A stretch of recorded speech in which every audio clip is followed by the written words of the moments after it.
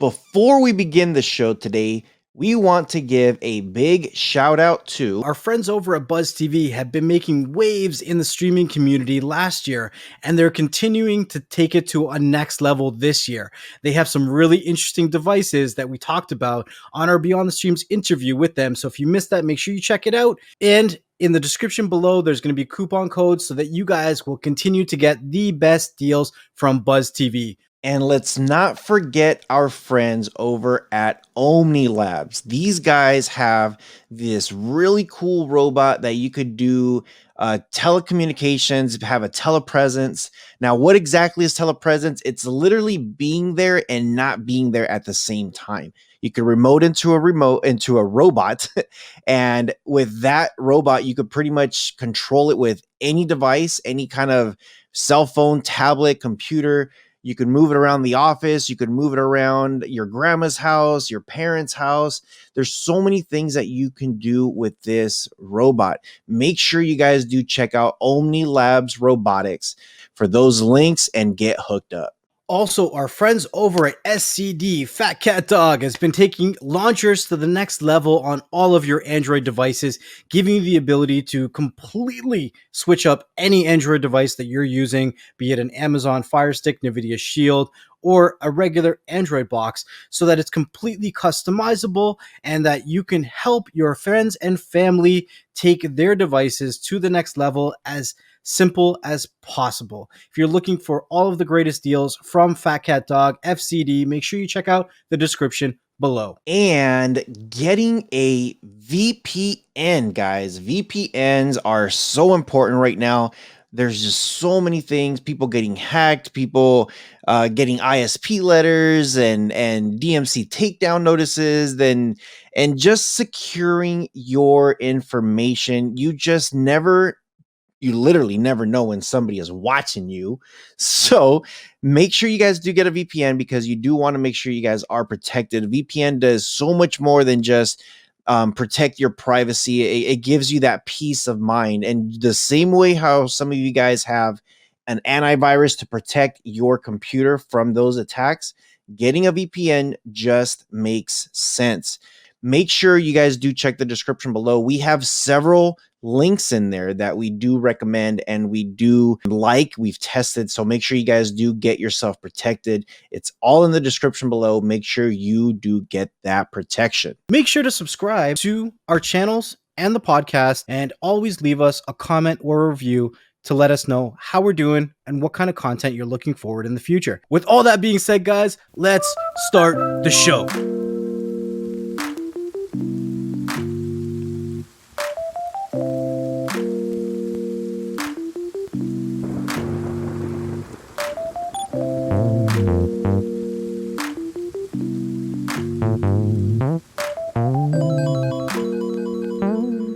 And welcome back to another episode of Beyond the Streams. We have a special guest today. This is actually very, very cool. I've been trying to get like Next Level to get out and about, and I think we've touched on several companies that he's just like, I'm not going to do that with this. I'm not going to do that with this. This actually might change his mind. It might actually get him up and about. Fingers crossed. Hey, you learn a lot about my different backgrounds when we connect with a lot of these different companies. Like when we talked to Spot On, let's say, and I talked about when I ran a doggy daycare and boarding business, and when we talked to Kyle Drumtech, and we talked about me playing a saxophone, for instance. So and beating people up with the saxophone. We're not getting into that in that conversation. No, for sure.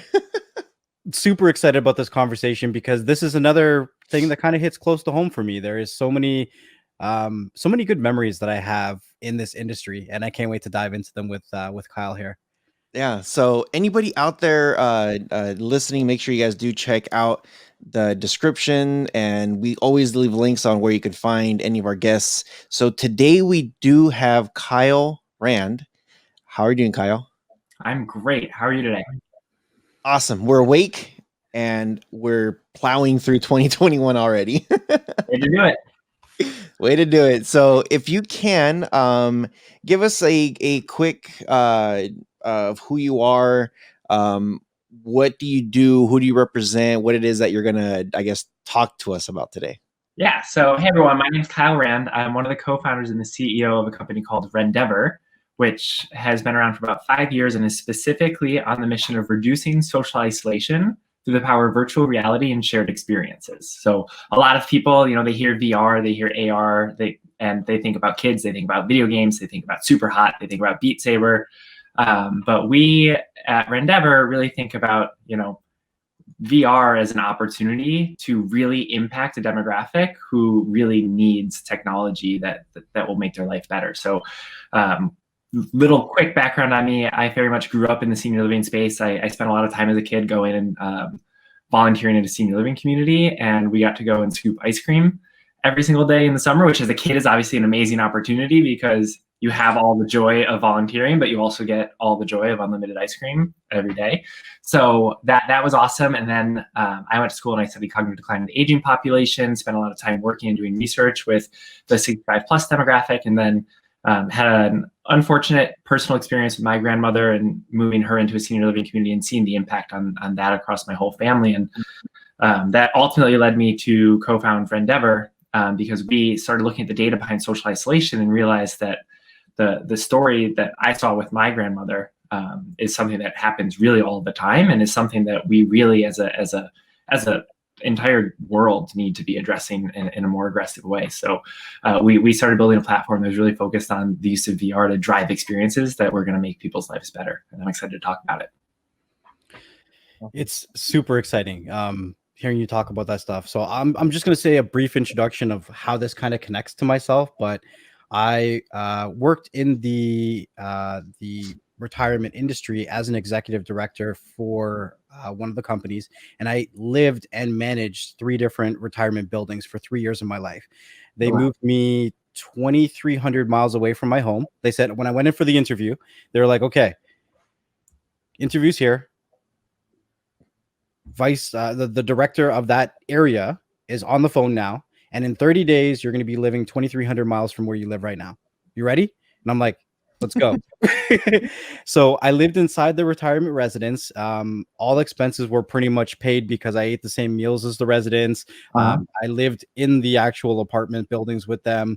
I got to play bridge with them. They taught me how to play bridge, all that kind of crazy things. So when I see your product, I get kind of excited. A lot of the residents would tell me, and when I left from building to building, and they would have those kind of farewell moments that were very teary-eyed, they would say, I was the closest thing that they had, even closer than family, because they couldn't see their family that often. And, interacting and being more active with them, keeping them mentally stimulated is something that everybody needs. No matter how old you get, you still need that. So I'm super excited with your product. I love that you had that experience. I think that that's something that like everybody really needs the opportunity to see. And I think that, that's going to make this a really engaging conversation. I'm curious, when was that? Around 2012 to 2015. Okay. So we were just getting started in 2015. So you just had to stay on for like another year, and then you can go out and the community. It's crazy because you talk about ice cream growing up in a retirement residence, and I was like, every Sunday I did Sundays with Mark. So my lineup would go from the activities room all the way out through the front door, and they would come in. I would have the big tubs of ice cream, and I would dress it up with all the dressings and the drizzles and everything. And my favorite part was after I had everybody seated, I would get to go around from table to table, and I would listen to all the stories about when they moved to the country. Because Canada, where I live, is only 150-ish years old. So a lot of these people would tell me stories about their parents and them growing up and moving to the country. Like, this is stuff that was when Canada was just getting started. And it's really interesting, super interesting. Yeah. No, I'm glad you bring that up. The ice cream thing in particular, I remember as a kid, like the thing that I always go back to is there was this one moment where this gentleman walked in for his, daily ice cream.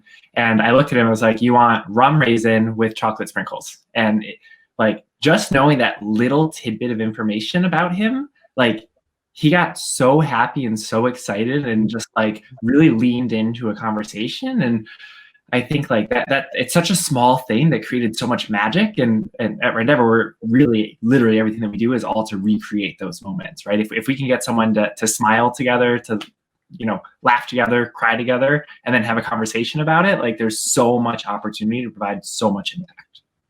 Amazing. That's awesome. Now for me, I don't have that, like living in a senior home or anything like that. The closest thing I would say I had was I used to do tech stuff for a quadriplegic. Um, he he needed help with, hey, I need to do my bills, my taxes. I need stuff. I need stuff to handle and live. And his wife really didn't know too much about that stuff. He's like, hey, I need to find nurses to take care of me. I need to find caregivers to be here throughout the day. And it was cool because he had his own place. And I was there pretty much. I literally became his caregiver also. Because he would be like, hey, can you wash the car real quick? And I'll be like, whatever. I'm already here chilling with you throughout the day. So whatever you need me to do. And then that turned into like, hey, I need you to take out the trash. Hey, I need you to do this. I'm like, whatever, dude. I'll just I'll do it. And that around the same time, I really started to get into healthcare in like technology side. I worked in several homes that were for kids with mental disabilities.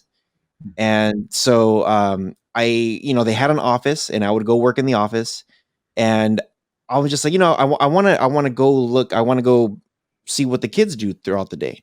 So I went to one of their homes, and I'm just like, I think I'm just going to take a laptop and just drop in at their houses and just work from there. Cause I would go there, I would work, and I'd be like, hey, you guys want to go outside and throw a ball around or something just to keep them active. And some of these, they had some homes also for elderly who are just, they live there and they grow up there and they pass from there, so I try to find ways that I could help out with my tech, to the point where one of my last previous jobs was working at a hospital, working on their whole infrastructure there. And there I didn't really get to talk to anybody. It was just, they stuck me in a room and said, work, Right. So to me, to hear like VR, one of the things that I saw with, I think this was a YouTube video, like a commercial of some sort. They had like a VR where this woman put this headset on and she was able to talk to one of her children that has passed. And it was so emotional to see that connection. And the way they had it, where the child was interacting and talking back, and just the whole, it felt so unreal. Like, dude, what, like VR is just, it's doing things that nobody, I don't know why people took so long to actually figure this out. So I'm very interested also, like, if you could give us a history on, you told us that, some of your, what happened with your grandmother, and, sorry to hear about that whole situation. It sucks. I lost my grandmother last year, not to COVID, thank God. It sucks losing a lost one, a loved one. So once that started to happen, and you're just like, I want to make something and create something to connect people and to really get them in and about, like, how did that process first start when you're like, this is what we need? Yeah, that's a great question. I mean, I want to dial in on a point that you made as you were sharing, your history, right? There's something that happens the moment that you realize that you can impact somebody, right? Whether it's not, it's, through playing on a playground with a ball or bringing a VR headset to someone for the first time, right?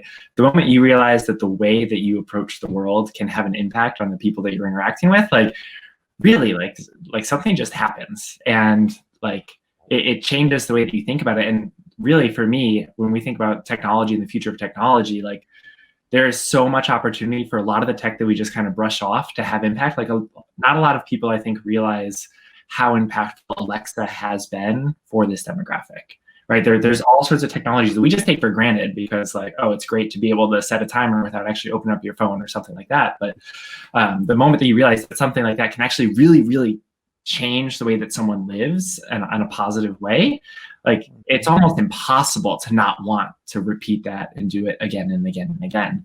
And I'll never forget the first time we saw people use VR, we saw seniors use VR. I want to share my favorite story of all time.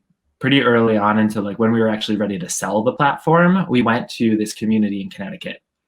And it was probably like a 2-hour long session where they were just bringing in, like we were unproven, right? We were still early on when we first started telling people like, we're going to do VR within this demographic. We got a lot of people who were just laughing at us. They're like, no, that's not possible, because 2015, 2016, like most people like us hadn't really gotten the chance to try VR, right? New York Times had just did it. They shot the cardboards to everyone, and people were starting to slip their phones into a piece of cardboard and see, oh, VR, right? So we had a lot of pushback, and so we had to do a lot of demonstrations early on. And so we went to this community in Connecticut, and we were doing, residents were just coming in and trying it and spending a lot of time there, which was obviously great for us. But about halfway in, there was one resident that they wheeled in, and her caregiver came up and pulled me aside and was like, I really need you to understand the story of this woman. And he was like, her name is Mickey, and she has been with us for as long as the community has been a community, right? And she, for the longest time, was just like this big beacon of light within the community. Like she always had a big smile. She was always the first person to say hi to you in the morning. She knew everybody by name, and she was just this like jubilant personality and energy, which is so important within a community living, right?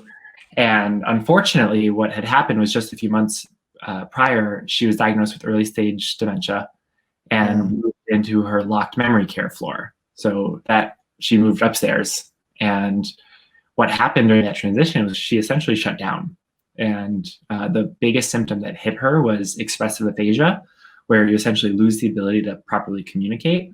And if you think about that, right, she was someone who loved to be a personality, right? She loved to talk to everyone. And so that symptom hit her really hard. And this caregiver, he was telling me this story, and he was like tearing up, and he was like, honestly, all I want is to see her smile again and to hear her laugh again. And so we were like, okay, let's do it. And so the first thing that we did was we put her in a headset, and we brought her into a room full of golden retriever puppies and her fingers. And it was like, it was magical. Like it was like the light switch just turned on. Like immediately we saw this huge smile come across her face, and she just like, she lit up, and she started calling out to the puppies and telling them like how, like calling them like super cute, and like how she, at one point she said like, I can almost feel them. And like she was just having like this exciting, happy, joyful experience, and everybody in the room was in tears because the transition was that significant. And she stayed in VR for a while, and then at the end of the session, she took the headset off, and she actually followed me and my co-founder out of the building, holding on to his arm and talking to us about how we really need to be using VR within education. And she was just like, could you imagine being a kid and getting to learn about ancient Egypt and actually going and seeing the pyramids of Giza and standing in front of them? And if you think about what that means, right, she went from months of not being able to talk to within an hour-long VR session, all of a sudden she was pitching us business ideas about what we should be doing with our technology. And that, like, that's the power of what like impactful tech can do and what Rendever can do. And we actually checked in with the community about 6 months later, and she was still, diagnosed with dementia. She was still in the memory care floor, but she was still talking, right? And so by being able to connect with her and give her that joyful experience, we actually like helped her get her voice back, which is, it's just profound. And but like I said, the moment that you see a technology and you can see an opportunity to do something like that, you just want to do it again and again and again. So that was 4 years ago, and we haven't slowed down since. And today we're in over 250 senior living communities and hospitals across North America. We're going live in Australia like this quarter. Like we're moving fast, and people are really starting to see and pick up like what VR can do within this demographic. Yeah, that's man. That's an awesome story. It's a good one. It's one of my favorites. And the best part, honestly, I think this is the best part of my job, and probably the job of everybody on the team, right? In order to work within this demographic, and Mark, you probably understand this, or in order to work within this industry, right? You're never just selling tech. You're never just putting products into people's hands and being like, here you go, have fun, right? You're really like, it's our job to be a true partner, not a vendor. And in order to do that, we are in constant communication with all of our community clients. We have a big community engagement team that is doing everything that we can to make sure that, once they get their Rendever system, they're using it and they're making moments like that happen. And because of that, because of our approach and because of how well the technology is being utilized with each of our partners, we get stories like that, like on a daily basis. All the time. And the thing is, when you impact a senior's life like that, they never forget it. They'll forget a lot of things, but they won't forget that. Like I've been in moments where, people have fallen, they've had issues, they've had moments, and I was the person that was there. And when I was leaving the different buildings to go to different buildings to manage them, they always brought it up. Like, you were there when this happened, or you're there when this happened. So it's not only the bad times they're going to remember, but they remember the good times. I was there every time we had ice cream on Sundays. Every Sunday we had Sundays. So, it's so impactful, the work that you guys are doing. I'm super curious to see how the transitions went. So when you first started talking about it, when you went in 2015, 2016, I think you said, and you tried to talk to the community, the first one you went to, they kind of laughed at you. And obviously, for obvious reasons, VR is so new on so many different fronts that people don't know how to react to it, right? And with senior living and trying to get into the hands of the senior, you have to win over a couple people to get there. You have to win over the building. You have to win over maybe a PSW. You have to win over their family member before you can even get to that senior themselves. So what does those steps look like? Like each level of that conversation or that journey, how do those conversations look? If you're having that conversation with their family member or the PSW or the actual home that they're in, how does those transitions work, and how were you able to overcome some of those conversations? Yeah, that's a very insightful and all-encompassing question. I think the big thing, our approach was really like, we never took the approach that we were selling technology, right? We very much took the approach that we are looking to be a partner on a mission to reduce social isolation. And I'll say that, like, back then, not a lot of people really understood what social isolation was, right? Even me, right? We all have this concept of loneliness and what loneliness can do. But a few years ago, right, most of the data was pretty new. People didn't really understand. And a lot of people, especially our age, would think of loneliness as just an unfortunate component of the aging process. But the reality is, like, the data is alarming, right? I think the one that always gets people is that social isolation is as detrimental to one's health as smoking 15 cigarettes a day. Wow. And we all know how bad smoking is. And I would say prior to 2020, nobody truly understood the impact of social isolation. Now, 1 year into a pandemic, we've all seen it firsthand, right? We know what happens when we are spending 8 months, 9 months, 10 months, however many months, wherever we are in 2021 now, like, by ourselves or with the same small group of people within the same house, right? We've seen it, we've experienced it firsthand. And I think the biggest silver lining from this pandemic has been, a few years ago, like, we were always educating people. Every single conversation was an educational opportunity in which we could tell people, like, this is what you don't understand about social isolation, right? It's linked to a 60% increase in dementia. It's linked to a 50% increase in heart attack and stroke. It ties to diabetes. It ties to, obviously, depression rates. It leads to increases in suicide, right?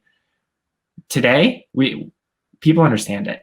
And everybody has had a chance to really build empathy for what it means to be isolated. So I think, we all see the end in sight, right? Vaccine distribution is happening. I'm sure all three of us know someone who has been vaccinated already. A lot of the, I don't know if you read the article from the Atlantic, but a lot of, like, public health is thinking, like, July 4th is the target, that we'll get to some semblance of normalcy.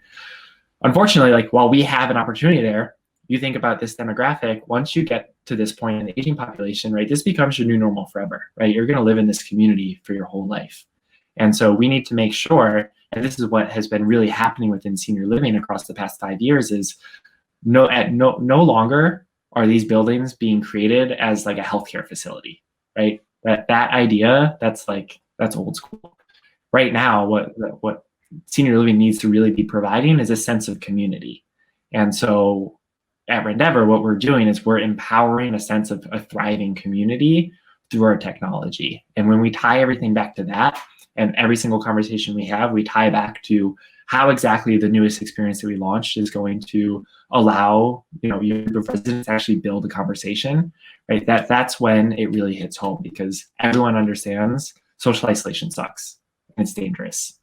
And we need to be doing everything we can to empower community. So every single conversation we have goes back to, this is how you're going to get a stronger community through this. And then our product has obviously been evolving to fit that same thing, same need. Yeah. So I'm just, I was looking at through your guys' website. So real quick, Rendever. How did that name come about? Yeah, great question. You want to take a guess? And it's like Endeavor. Initials. No. Although last name Rand, Rendever, there is a little similarity there. Okay. No, so what we say with Rendever. So anybody who does gaming or does 3D modeling, right? Rendering is the big thing. Yeah. Rendering. So what we say is we're rendering new experiences forever. We're render forever, Rendever. Nice. Yeah. Super cool. Little there. Yeah, that's neat. I wanted to sorry, go ahead. Go ahead, Nextel. Sorry. I wanted to follow up a little bit about the tech, because one of the pushbacks a lot of times I see when I talk about VR is, oh, you're going to need a really powerful system to run that. Mm-hmm. So how are you guys able to put this tech to a senior and make it so simple for them? Yeah. I mean, this was the biggest thing when it came to product design in the beginning. And luckily, like, I had a lot of experience using tech with seniors, but it really boils down to user experience, right? And so the hardware, if we just want to talk high level, right? The VR hardware has changed tremendously, especially in the past 2 years, right? Oculus has really changed the name on what you can do without a computer attached. Like, the Oculus Quest 2 is an insane piece of hardware. And we were using the Oculus Go's for a while. We're now on Pico, which makes really, really beautiful seamless hardware, and their enterprise setup and support is incredible. So the hardware in general, especially in the past 2 years, is just like, huge wow factor there.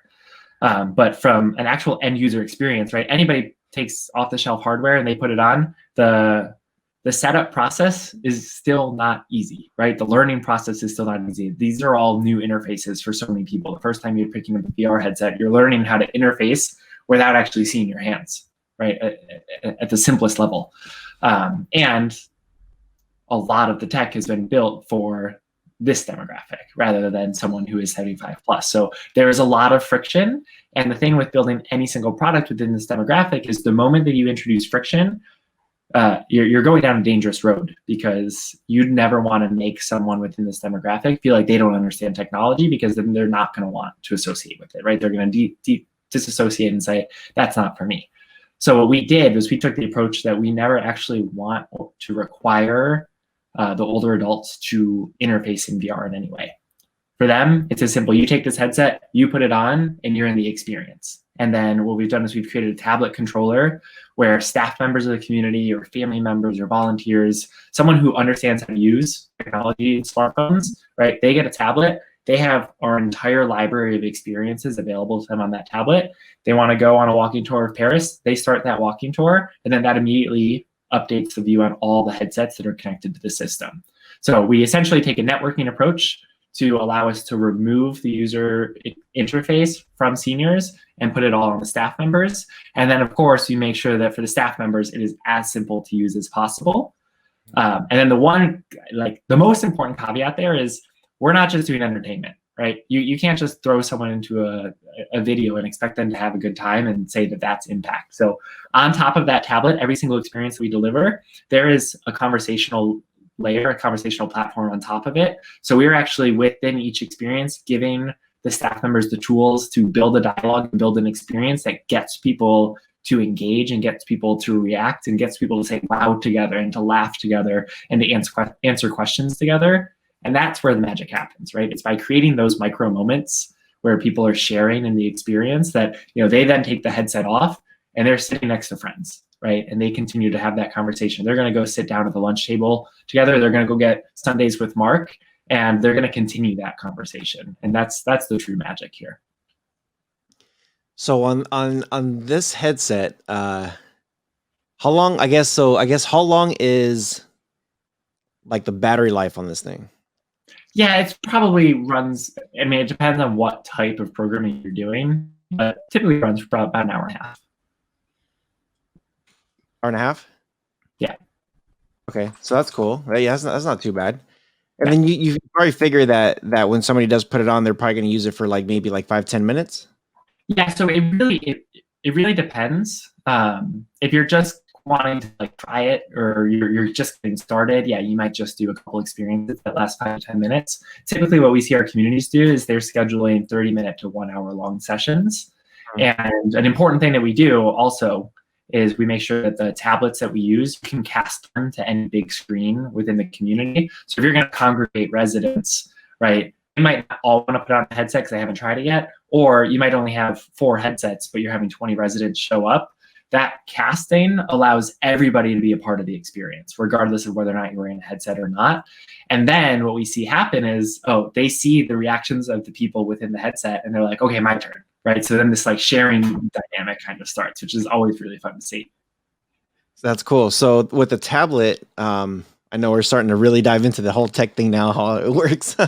So with the tablet, you have your tablet. Yeah. Somebody puts it on. The tablet tells the headset, I want you to do this type of experience. Show puppies or take them to Egypt or whatever. Like you're just showing all these different things and the tablet does the work. At the same time, you're also saying that the tablet can also cast it to a TV. Correct. That way everybody else could see exactly what that person's seeing. Yep. Exactly. That's awesome. It's crazy. So obviously my job when I was there was to keep the buildings 100% full, right? Mm-hmm. So one of the daily activities was to have the enrichment coordinator running an exercise class. And that was, in the atrium. That was as soon as you walked into the building, the big open space, it was right there. And every day I would do tours showing the building.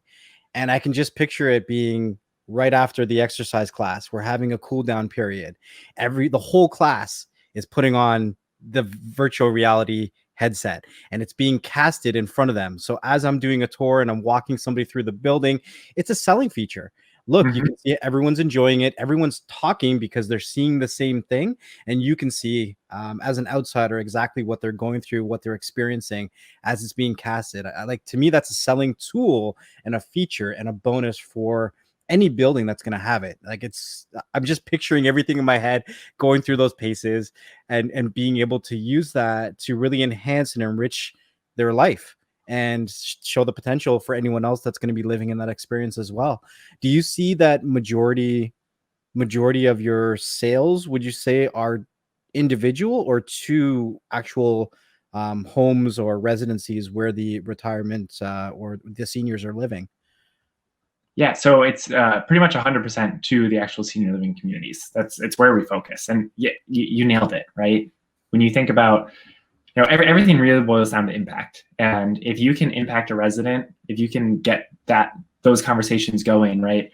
Any family member who is looking for a place for their mother or their father, they want to know that you're putting them in a community where they're going to have the opportunity to thrive. And so to walk through a community and see people doing Zumba and then see people skydiving in VR, like that's life. And that's what people want when they think about allowing their parents to age gracefully. They want to make sure that they have the opportunity to continue to experience life. And VR has such a huge opportunity to make sure that that's really true. So yeah, we focus 100% on the community setting because we see the power there. We do some work within consumers, but I'll say that, so we have something called experience grants, where if you have, if you're not really at the senior living setting, right, you're not ready to make that transition, but you have a loved one who is going through a tough time, right? They just had a stroke, they just had a fall, whatever, you're seeing the impact firsthand. You're not ready to make the leap we will do an experience grant in which we'll give you a free Rendever system for 3 months just to use, just to, you know, make it easier for the caregiver, make it easier for the person who's going through that tough point in their life. Because we know and we've seen within our own family members how using a one-on-one experience like that really it eases the burden for the caregivers. It makes the life better for everybody. Yeah. That's cool, man. It's a really rewarding program. I'm glad that we started it. For sure. 3 months for free just to help them get through a traumatic time period that they're going through. Like, that's amazing that you can actually, and you know, that kind of ties into what I saw on your website about your retention rate, how you're not scared about giving them that 3 months for free. From what I saw, can you talk a little bit about your retention rate? Because I thought that was pretty impressive what I saw on your website. Yeah. Honestly, it's really impressive, and it's really nice to look back at those early days where people are like, no, this isn't going to work. And now to report, you know, again, we're in about 250 communities across North America, and our retention rate past 2 years is 96%. Amazing. So it just points to, honestly, our approach. Our whole team has done an amazing job in making sure that everything that we do always boils back to how are we impacting this resident? How are we impacting this community through impacting this resident? And literally everything we do in every conversation always boils back down to impact, even within sales, right? It all for us, it's about how are we impacting the most people. And so for the communities, what we're doing is at a bare minimum, we are rolling out new experiences every other week. So they always have something new to try. And on top of that, we're not just launching experiences, but we give like detailed session guides where we actually like do all the work for our staff to make sure that, especially now, right, thinking about COVID, they can walk in on Monday morning. They know these are the exact sessions that I'm going to run this week. And I just have to print this out, make sure that all my devices are charged. I show up and I'm about to deliver something amazing. The other really cool thing that we did that I'm super proud of and is growing, and we're growing a lot of partners in this area, is we launched a platform called Rendever Live, in which right now, twice a week, every Tuesday, Thursday at 2 p.m., we do a session in which our internal experts will lead a walking tour of Paris, or they're going to lead a walking tour of New York City, or they're going to take you through like the MFA in Boston. And we are using our internal resources to broadcast this experience to everyone. Then all 250 of our clients, right, they go from this micro network level, they join this macro network, and they are now experiencing this tour. They're going and they're standing on top of the Eiffel Tower alongside residents from 250 other communities, right? So when we really boil it down, right, that is just building community. And it's making it easy for our staff. It's making sure that we're impacting as many people as we can, and we're an active part of that process. And again, for us, we're partners within this industry, and I think that I'm just incredibly proud of what the team has done to make that a reality. Definitely is not an easy process to keep, one, being creative, and two, implementing that. I think you said on a weekly basis. Mm-hmm. That's impressive, to say the least. When you talk about pushing the new realities or experiences, as you call them, to the tablets, can you tell us a little bit more about the tablet themselves? Is it any tablet that your app works on, or is this a specific Rendever tablet? Yeah, it's a specific Rendever tablet. So we essentially we work with hardware manufacturers. I said we work with Pico already on the tablet side. We work with Samsung, and we just control every single element of the software platform implementation. You know, going as deep as mobile device management. We've created our own mobile device management system, so that way we can really control and make sure that every single part of the user experience is controlled by us, because we understand the industry. We know how product implementation works on this side. So by being able to control all that, we make sure that it's super, super seamless for everybody. Yeah. So how many experiences right now do you currently have? And what type of, like, I know you probably can't name them all, but name a couple. Yeah, honestly, here's the thing. I don't even know anymore. Like for a couple of years, like that was the KPI that we were tracking all the time. It's like, we gotta hit 50 experiences. Like we gotta hit 100 experiences. Like that's where the focus was. And now we're just pushing things and creating so much that I couldn't even tell you the number. But I can tell you, I don't think that there's a single client on our platform who's utilized 100% of our experiences. So we are outpacing usage, which makes me excited, because I know that we're like, if we were trying to, here's why it makes me excited. If we were trying to catch up with usage, then I would think that we're just pushing out like as much as we can to catch up. Instead, we are outpacing usage, which means that we really get to be diligent and think really critically about what it is that we're launching, and know that everything that we launch is perfectly curated and crafted to create magical moments. So I'm really excited about where we stand on that side. As far as what you can do, so you name it, right? So our mission is anything that's happening in the world, we're going to bring it to people who can't experience it. So, you can, the classic ones, right? Go swimming with dolphins. But one of the early ones that everybody wanted was they all wanted to go on a hot air balloon ride. Wow. Like, across the board, when we asked our original communities, it was like, okay, you have this like base level of experiences that are available to you. What do you want to do? Everyone wanted a hot air balloon ride. So we immediately were like, okay, we need to get on a hot air balloon ride, like stat. Skydiving, right? There's a whole list of adrenaline fueled activities, which I don't personally love. And an important note there, I think, Mark, you'll probably appreciate this. Not everybody is going to love something like that, and especially when you talk about this demographic. So one of the important approaches that we've taken is every single experience that we have, we also have a rating system attached to it. So if something's going to be high motion, right, the staff is going to know that before they actually start the experience. Amazing. Or if something has like potential like trigger for PTSD, they're going to know that before they start the experience. So, think about veterans. That's been really, really critical. But I'll say honestly, what the two things that really stand out, we've also made a whole bunch of fully baked apps in VR, like fully 3D rendered apps. So we have a whole meditation platform full of like really lovely environments and like spoken meditations, guided meditations. We have one of my favorites is an app called I Spy, in which we're literally like, if you remember the old I Spy books, you're doing that, but rather than have a book in front of you, you have an entire 360 world that you're in and searching for those objects. And it's competitive, and the competitive element really makes it pretty fun. But the two that are overwhelmingly loved are the walking tours that we do, in which we give full guides, full Q&As, trivia questions, everything to the staff, so they're really able to lead an incredibly engaging session. But then we have a feature called Search, where you can actually type in someone's childhood home address, or you could type in the address of their high school, anything that's meaningful from their past, and then we bring them there in VR.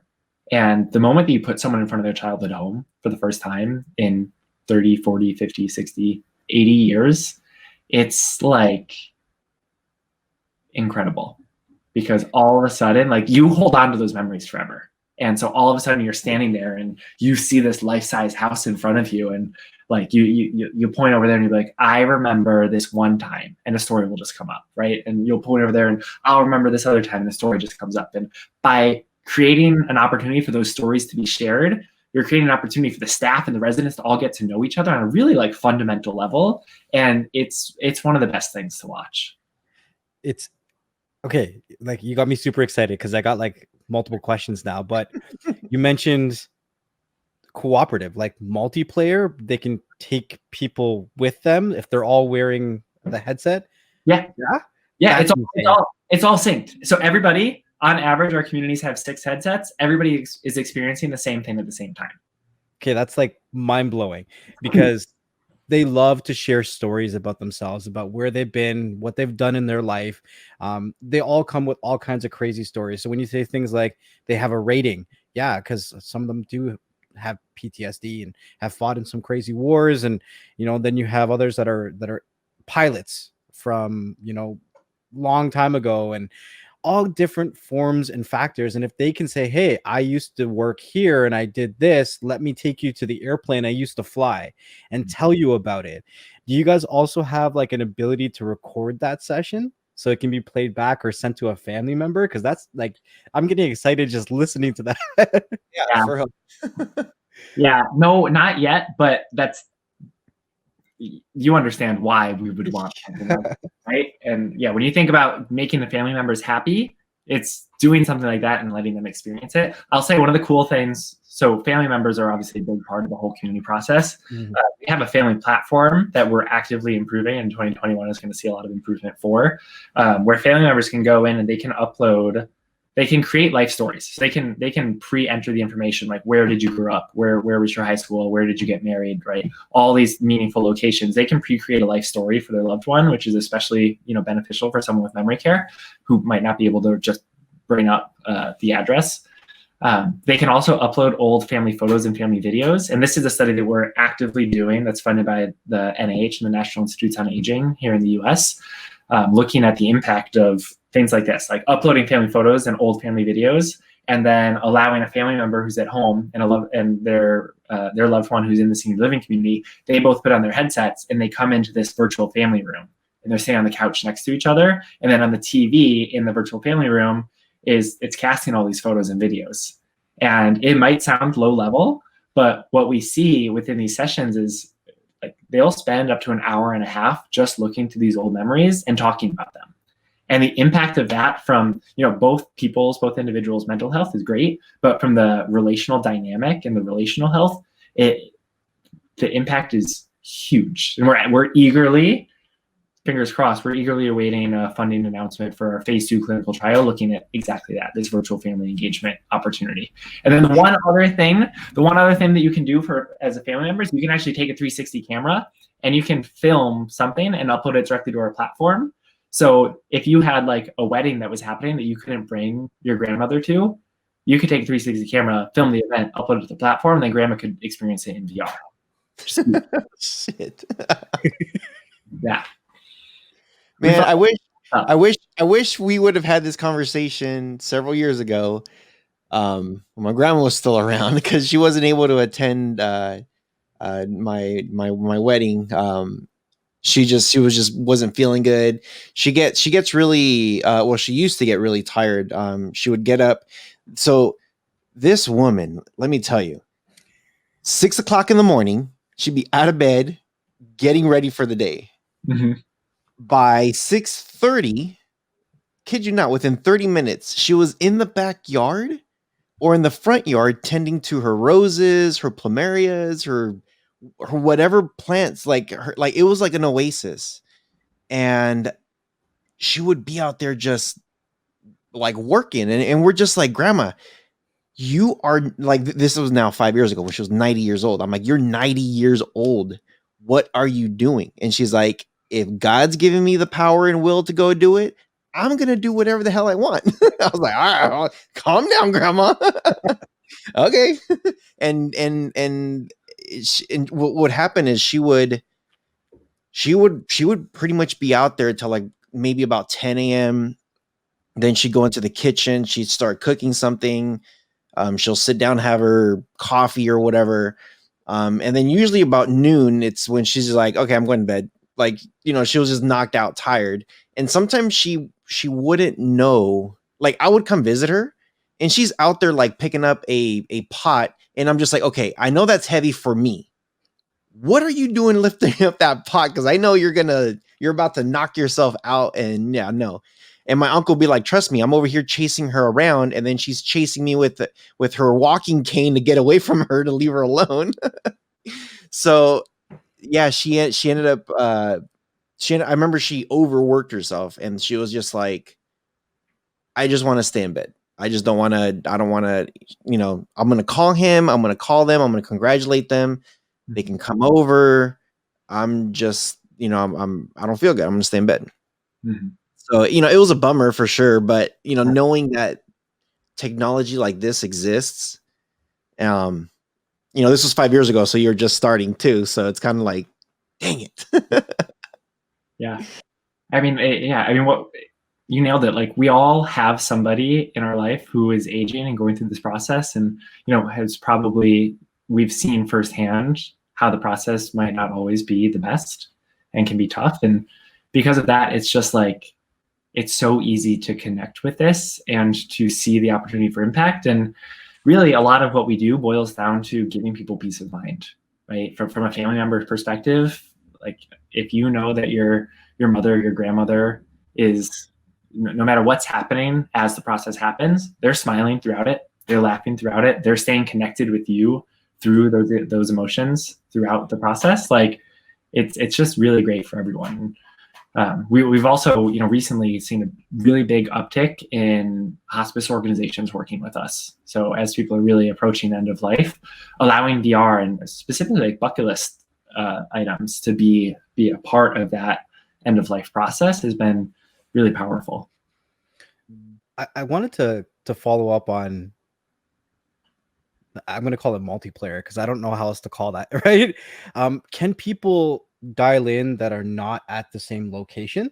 Mm-hmm. Like, yeah. So if I wanted to visit my grandma, my grandpa, whatever it is, and they're at the retirement residence, I'm at home, I can dial in and share that experience with them. I don't even have to be at the same location. Yeah, so that's exactly that study that I was mentioning. So we're actively in study data collection mode for that. It's not, so our community partners don't have that opportunity available to them, but from a technical implementation perspective, like 100%. And a lot of what Rendever is able to do boils down to the way that we've kind of designed our networking technology for that. So just kind of following up on that, I'm like, my brain's going because Rohas was mentioning him getting married and his grandmother not being able to attend it. Technology all around keeps evolving, and we have 360 cameras. Is it happening now, or what's the likelihood that we can see a 360 camera that's live streaming a feed directly to a headset so that they can be at that experience, they can be at that event? Is that something that I can look forward to? 100%, and 100%, like 5G is what's going to enable that. Nice. The infrastructure is there. We actually do some live streaming work, but 4G networks just aren't powerful enough to broadcast that kind of video quality, especially to multiple headsets, which is what we're all about, right? The social component. But we, over the past year, we've been working with Verizon and their 5G Innovation Center to look at how 5G and VR are really going to change the game. And I can't really share too much, but there's a lot to look forward to as 5G starts to expand and roll out. That's cool. Yeah, some a lot of information. This is like for real. This is just amazing what you guys are doing. It hits home. If anybody out there, if this hasn't hit home yet, maybe your parents are not at that age yet. This is something to definitely look forward to big time. I'm very excited that you guys have created something that brings our older generation like pretty much back to life, like back to having a life and living, and they could actually, they're not stuck in a home. I know with us, like especially the Hispanic community, we're very much like, there's no way we're gonna put our older generation in a home. And sometimes a lot of us family members make a lot of sacrifices. My grandmother had 6 kids. The youngest one moved in with her maybe about 35 years ago. 30, yeah, about 35. I was in high school, and high school. I'm sorry, I was in elementary school when it happened, and I was just like, in my head, I'm thinking like, dude, get your own house, get your own why you gotta go back to mom's, you know. But I started to realize as I got older, like, she needed help. She my grandfather passed away when my mom was 5 years old over in El Salvador. And it was just one of those crazy accidents.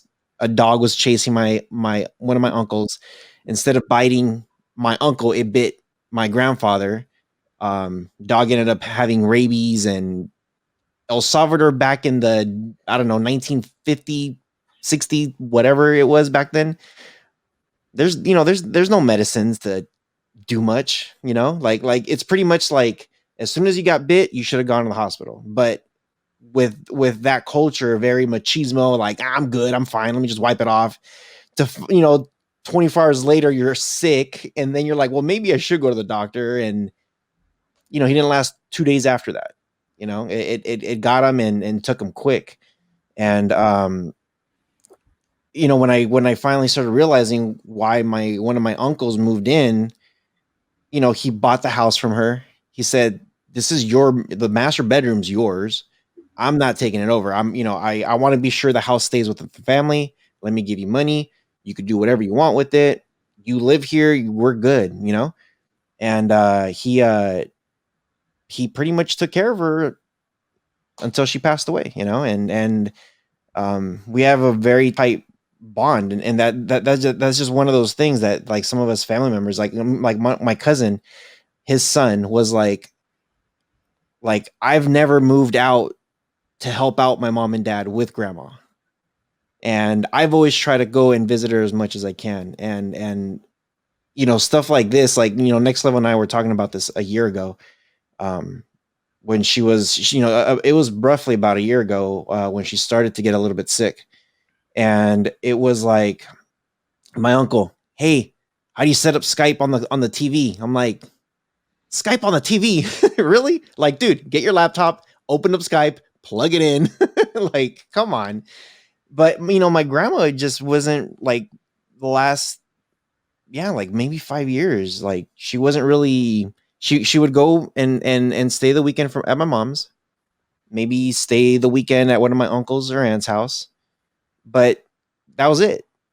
And one of the things that I remember her telling me, um she's like, "There's one place I've never been to that I've always wanted to go to." And I'm just like, "Where?" And she's like, "Hawaii." I'm like, that's like a little bit under 6 hours from us. Like, we could jump on a plane. And I'm like, "Look, grandma, when you get better, we're going to Hawaii. We're just gonna go."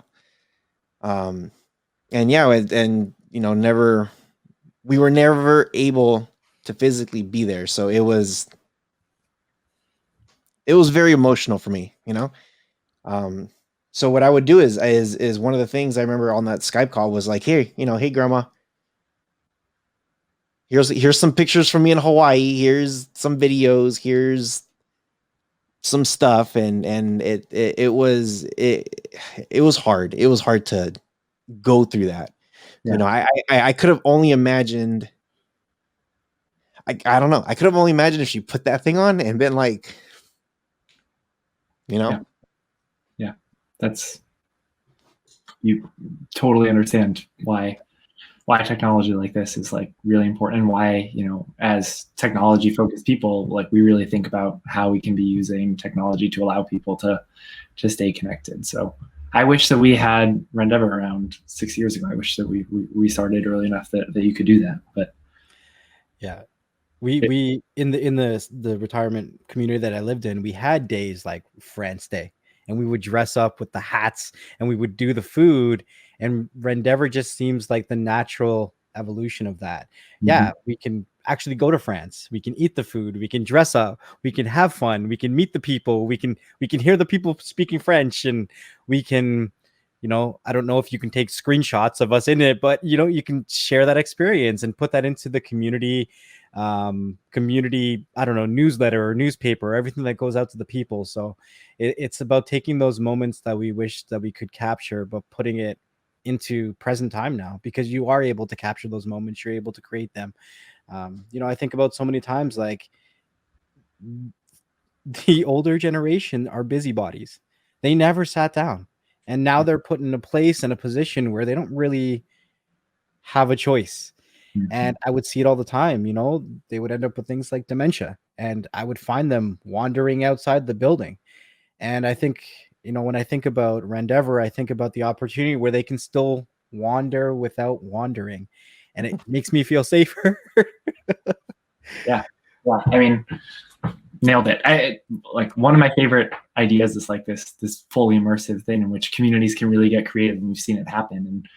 And if they're going to do a France Day, like, let's go stand on top of the Eiffel Tower, let's talk about being young and falling in love, and let's have croissants baking in the background, right? Let's make it this full immersive shared experience. And, all I'll say is that what's amazing about working within this industry is that everybody is aligned with making life better.